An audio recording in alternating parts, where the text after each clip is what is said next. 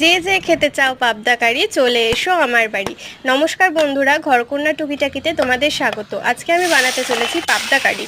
প্রথমে মাছগুলো ধুয়ে নিয়ে ভালো করে তেল লবণ হলুদ দিয়ে মেখে নিয়ে তেলে ছেড়ে এটাকে ভেজে নিলাম।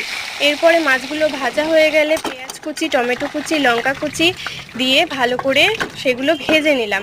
ভালো করে ভাজার পরে তারপরে আদা রসুন বাটা দিয়ে সেটাকে ভালো মতো কষিয়ে নিলাম। ঝালটা যে যেমন অনুযায়ী খাবে। ভালো করে কষিয়ে নেওয়ার পরে একটু জল দিয়ে আবার একটু কষিয়ে নিব।